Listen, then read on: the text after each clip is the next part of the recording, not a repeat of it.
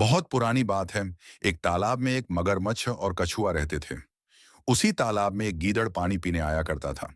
मगरमच्छ ने तालाब की सारी मछलियां खाकर खत्म कर दी। अब तालाब में कोई भी मछली नहीं बची थी।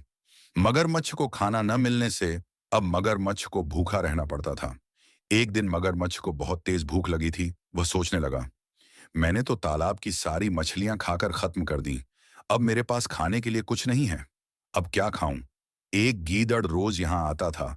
आज वह भी पानी पीने नहीं आया। कुछ देर बाद कछुआ मगरमच्छ के पास आकर पूछता है, भाई मगरमच्छ, आज तुम बहुत उदास लग रहे हो। क्या बात है? मगरमच्छ कछुए की बात सुनकर कहता है, मुझे बहुत तेज भूख लग रही है और खाने के लिए तालाब में मछलियां नहीं बची हैं।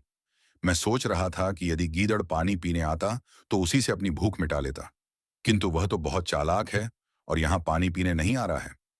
मगरमच्छ की बात सुनकर कछुआ कहता है, भाई मगरमच्छ, इस तालाब की सारी मछलियां तो तुमने पहले ही खत्म कर दी हैं और गीदड़ भी तुम्हारे डर से यहां नहीं आता। इसमें भला मैं क्या कर सकता हूं? मगरमच्छ कछुए से बोला, भाई कछु, तुम तो मेरे परम मित्र हो। क्या ऐसी मुश्किल घड़ी में अपने मित्र का साथ नहीं दोगे?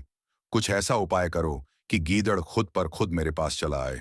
कछुआ बोला, मित्र, तुम्हें तकलीफ में देखकर मुझे अच्छा नहीं लग रहा है। मैं कुछ उपाय करता हूं। तुम एक काम करना, मैं किसी तरह गीदड़ को यहां लेकर आता हूं और तुम सांस रोके हुए ऐसे पड़े रहना जैसे कि मर गए हों। मगरमच्छ कछुए की बात समझ गया और तालाब में सांस रोके हुए पड़ा था जैसे मार गया हो।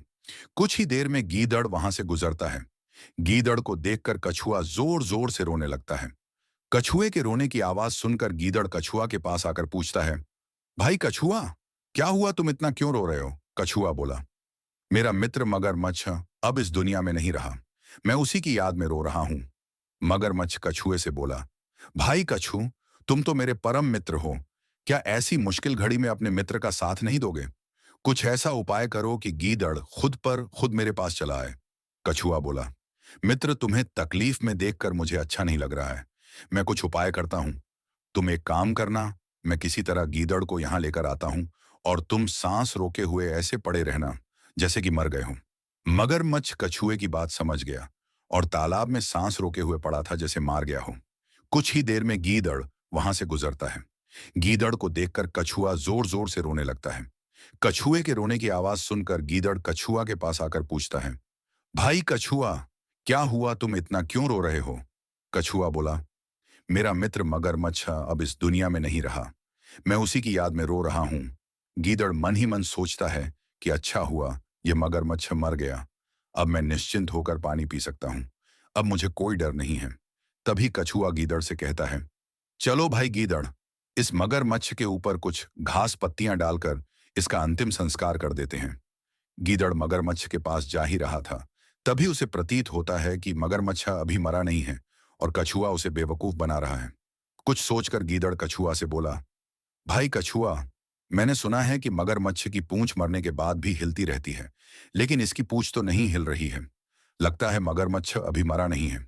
यह सुनकर मगरमच्छ सोचता है कि अगर मैं पूंछ नहीं हिलाऊंगा तो गीदड़ को यह लगेगा कि मैं जिंदा हूं और वह भाग जाएगा। इतना सोचकर मगरमच्छ अपनी पहुंच हिलाने लगता है। मगरमच्छ की पूंछ हिलती देखकर गीदड़ दूर भाग जाता है और कछुए से कहता है, देखो अपने मित्र को, वह जिंदा है। तुम दोनों मिलकर मुझे मूर्ख बना रहे थे। इतना कहकर गीदड़ वहां से भाग जाता है। कछुआ मगरमच्छ से झल्लाते हुए कहता है, अपनी आंखें खोल दो, गीदड़ तो भाग गया है। तुम बिल्कुल मूर्ख हो। जो गीदड़ की चाल में आ गए, मूर्ख हमेशा मूर्ख ही रहता है।